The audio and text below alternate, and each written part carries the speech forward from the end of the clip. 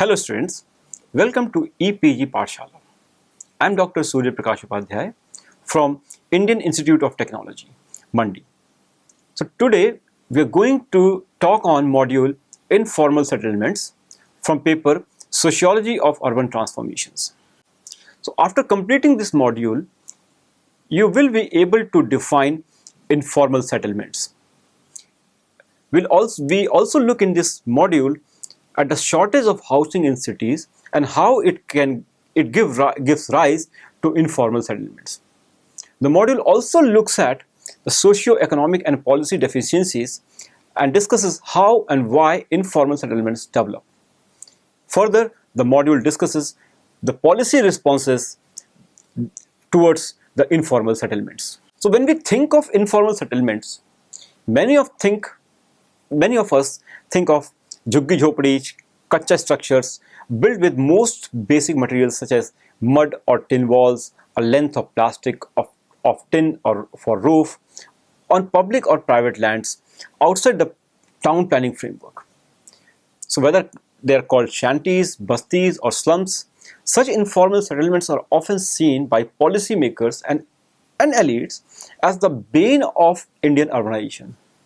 So in this view, the slums subverts land use and planning regulations and harbors public health hazards, poor sanitation, and inadequate supply of basic public services. Yet, the informal settlements encompass tremendous diversity, from temporary shanties to notified slums to unauthorized settlements where housing is predominantly pakka. So in this module, we aim to ask, what do we mean by informal settlements? Why do they emerge? Is it really possible to attain a slum-free India? If so, what policies can help achieve it? In this module, we discuss some of the data on informal settlements in Indian cities against the backdrop of severe shortages in housing availability for specific income groups and how and why informal housing emerges. Further, we analyze policy responses to informal settlements and assess the effectiveness of policy initiatives that aim at a slum-free India. So having said the outline of the module, the rest of the module is divided into 5 sections. So this section looks at some of the data on informal settlements in Indian cities and against the backdrop of severe shortages in housing availability for specific income groups and how and why informal housing emerges. Later on, we will discuss, or we will rather analyzing policy responses to informal settlement and assess the effectiveness of policy initiatives that aim to make India a slum-free India. So in this section lays out some definition. Much like definition of the urban that we discussed in module 2.1, scholarly and policy definitions of informal settlement also varies widely across countries, as well as states and cities. Therefore, international definitions by UN agencies may offer a useful starting guide. It is worth quoting in a full definition offered by an issue paper for the UN Conference on Housing and Sustainable Development, that is UN Habitat. It reads out, informal settlements are residential areas where 1. Inhabitants have no security of tenure vis-a-vis the land or dwellings they inhabit, with modalities ranging from squatting to informal rental housing. 2. The neighborhoods usually lack or are cut off from basic services and city infrastructure. And 3. The housing may not comply with current planning and building regulations and is often situated in geographically and environmentally hazardous areas. Further, slums can be seen as the most deprived and excluded forms of informal settlement. It can be argued that the most important issue that informal settlements face is land tenure. Land tenure refers to the rights of individuals or groups in relation to land. Security of tenure is a central issue because its absence also means constant threat of eviction. As McFarlane notes, insecure tenure is associated with poor quality housing, actual or free of consecutive demolition, lack access to sufficient and clean water and sanitation facilities, and polluted environments with high level of vulnerability to illness and disease. In an important report, UN Habitat distinguished between two categories of informal settlements, that is, the squatter settlements and illegal land developments. So, squatter settlements are housing units constructed on land to which occupants have no legal claim or have not purchased. In contrast, illegal settlements or subdivisions refer to settlements where legal owners have allocated plots to occupants through sale or resale, subdivision, leasing, or rent. The illegality arises from features such as low standard of services or infrastructure, breaches of land zoning, lack of planning and building permits, or the irregular nature of the land subdivision. The UN Habitat definition emphasizes physical and legal aspects of overcrowding, poor housing, inadequate access to water and sanitation, and insecure tenure, and plays down the social aspects of economic and social marginality characterize the slum in popular imagination. Squatter settlements correspond to what is known as slums and are widespread across the developing world, from the favelas in Rio de Janeiro to Barricada in Lima and barrios in Manila. Slums or bastis. Slums are commonly known as or called as bastis, and how they are related to urban poverty, this we are going to discuss in this section. So scholars note that the term slum has had a long and troubled history and being seen as a source of social vices such as immorality, crime, and dysfunctional families. And they do not consider slum as a consequence of social inequality. Similarly, recognizing the legal connotation of the term and its absence from vernacular discourse in India, authors such as Gautam Bhan prefer terms such as basti. The label of slum thus requires careful unpacking and analysis even in India. As Naidu and Bhan note, in the context of present-day Delhi, the old walled city have been declared as slums. The booming economies of these areas, as well as the relatively higher levels of public services, may not bear out the characterizations of slums we have discussed above. Based on the varying classification as slum of old city areas, despite the serious problems of dilapidated housing and urban decay in these areas, Naidu argues that the administrative level of slum reflects a political decision rather than an objective assessment of housing quality alone. In light of this evidence, to what extent does the census class of slums adequately captures aspects of urban poverty and vulnerability? This question needs to be asked. Gautam Bhan and Jana critically analyzed the three categories under which slums are counted in census. These are notified slums that are declared as such under any statute including Slums Act. This means the Slums Area Improvement Clearance Act of 1956, which includes buildings are unfit for human habitation, though it in no way takes account of tenure. Similarly, the recognized slums are considered that they may not be notified under statutes but are acknowledged and categorized as slum by state or local authorities.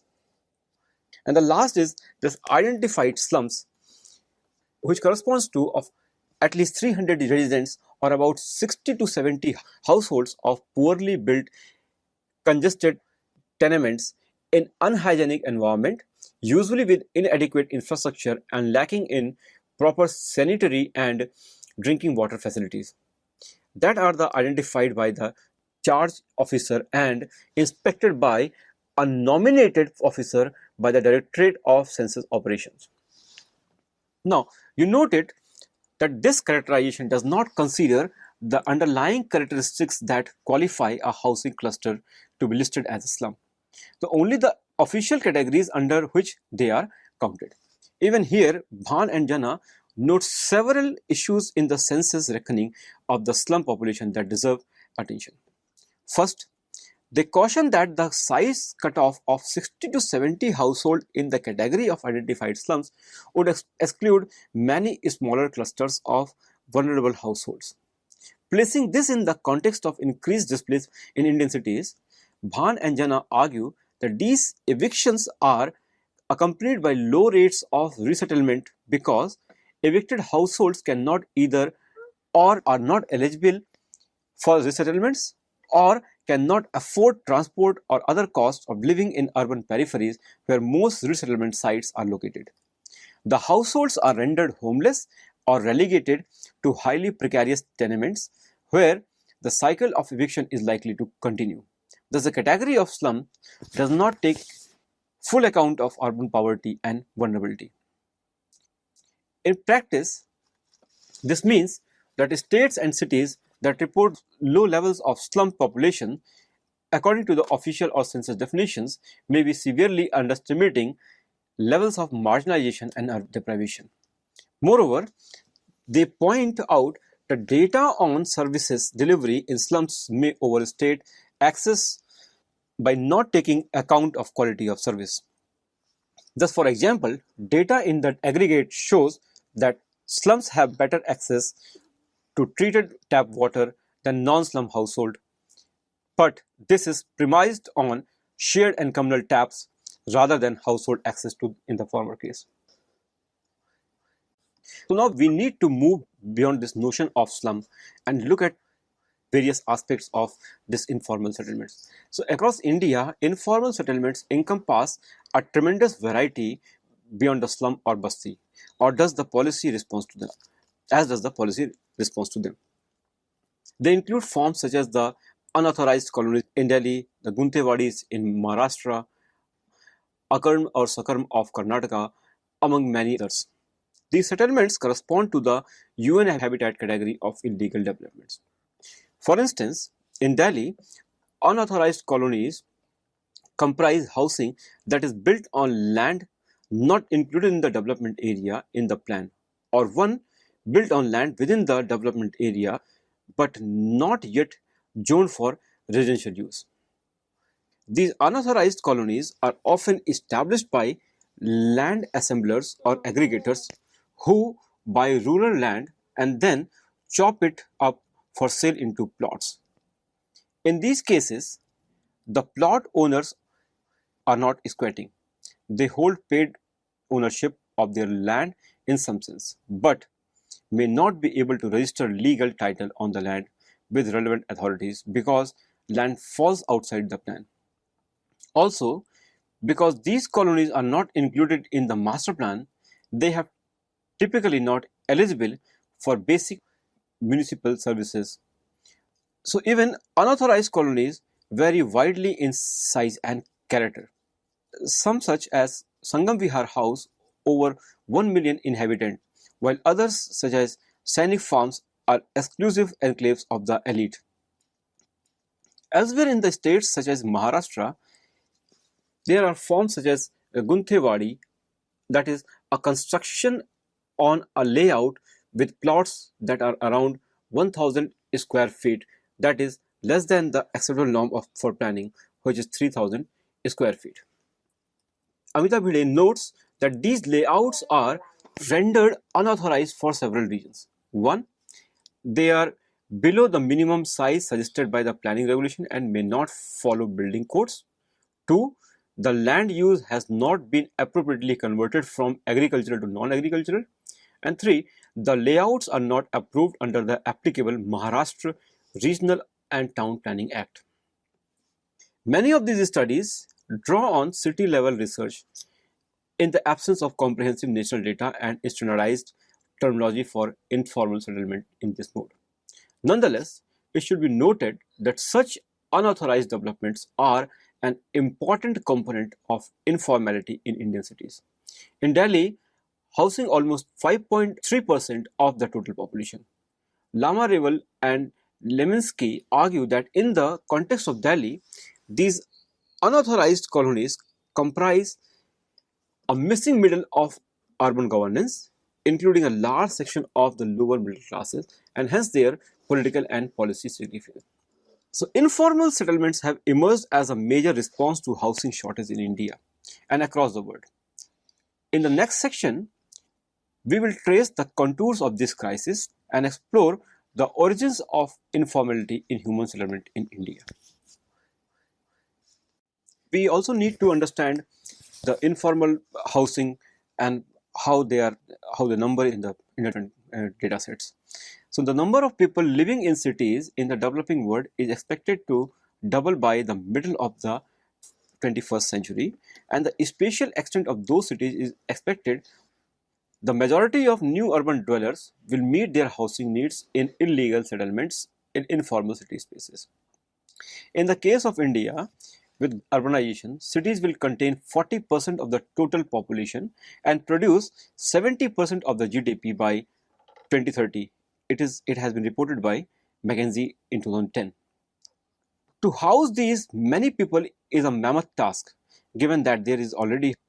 So in 2012, about 18.78 million, that is 1.8 crore households, grappled with housing shortage in urban India, as per the estimate of the Technical Group on Urban Housing Shortage, constituted by the Ministry of Housing and Urban Poverty Alleviation. This included those who were homeless, lived in non-serviceable kacha housing, lived in badly depreciated houses, or unacceptably congested ones.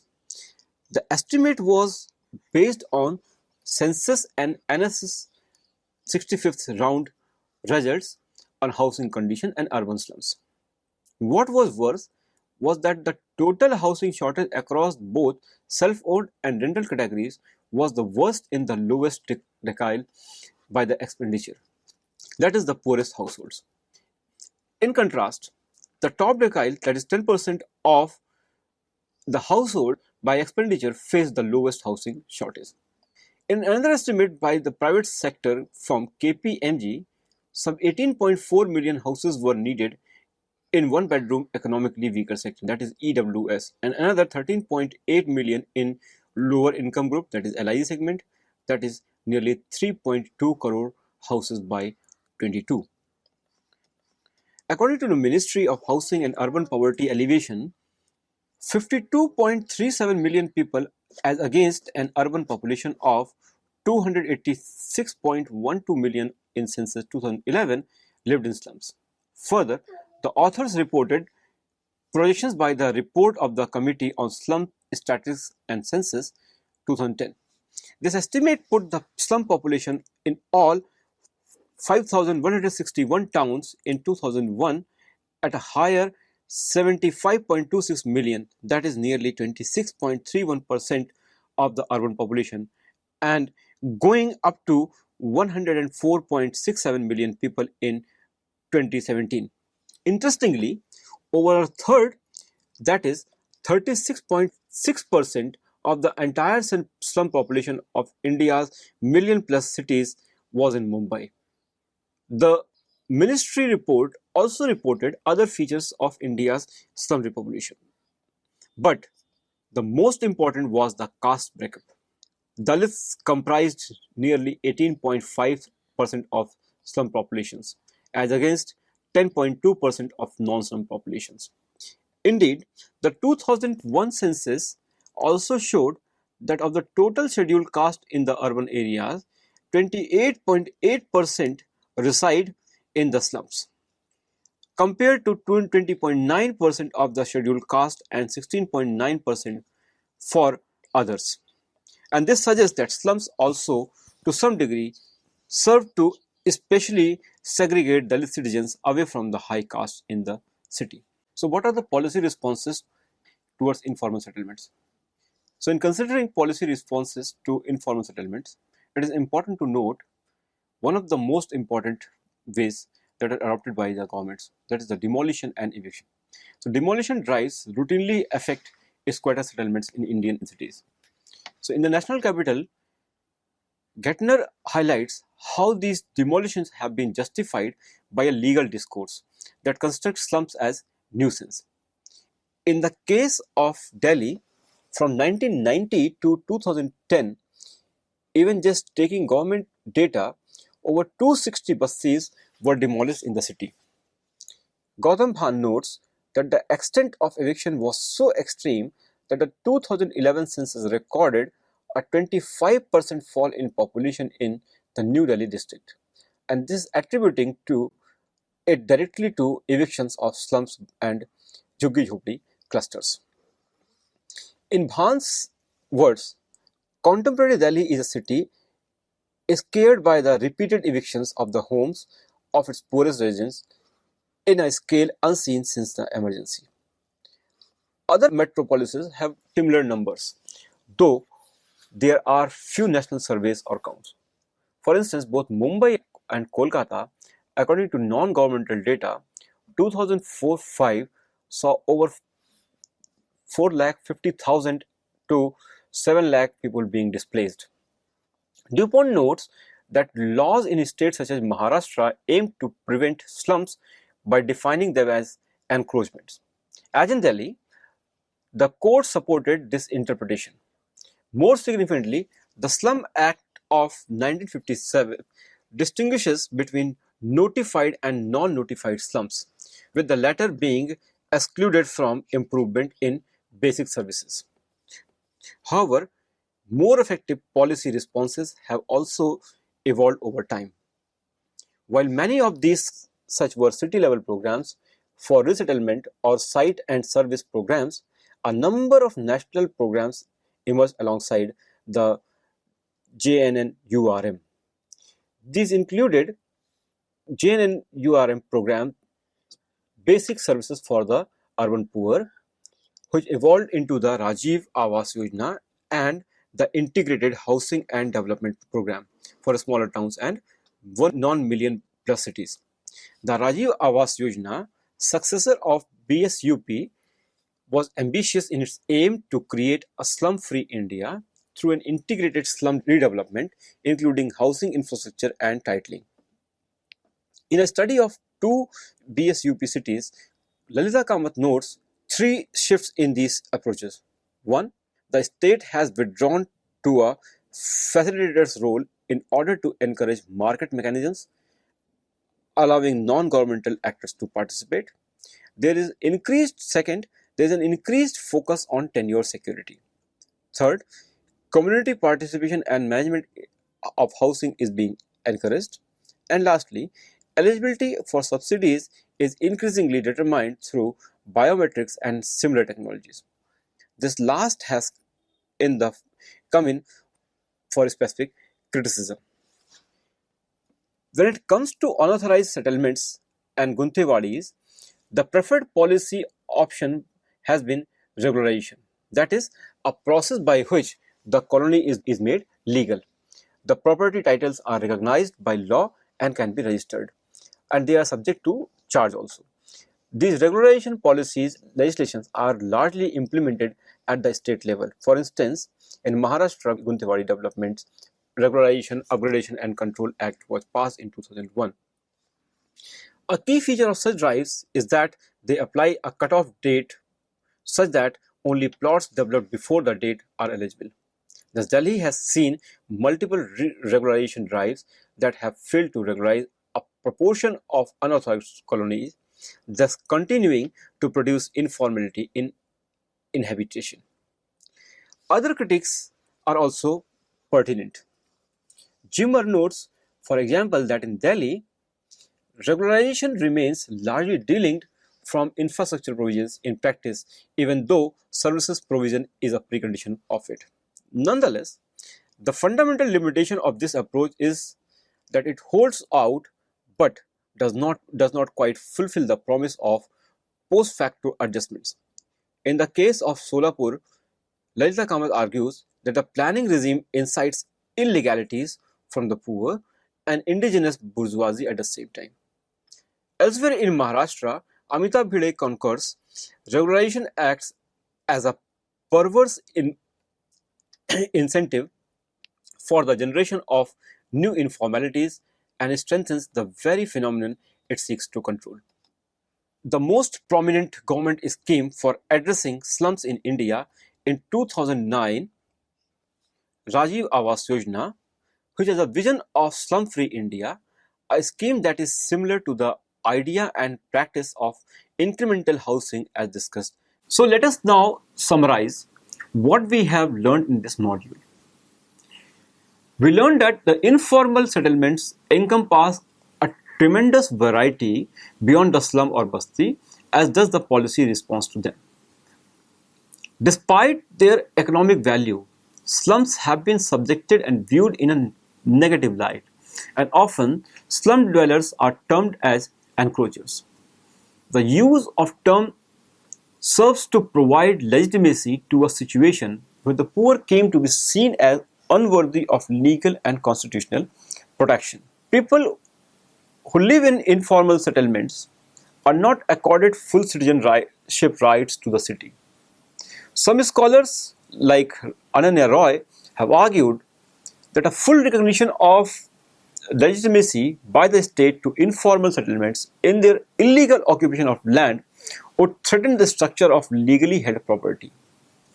The basic services that are extended to the poor are due to important social, economic, and political reasons, ranging from ethnic ties, availability of low-cost labor, and the city's largest voting population to support particular political candidates.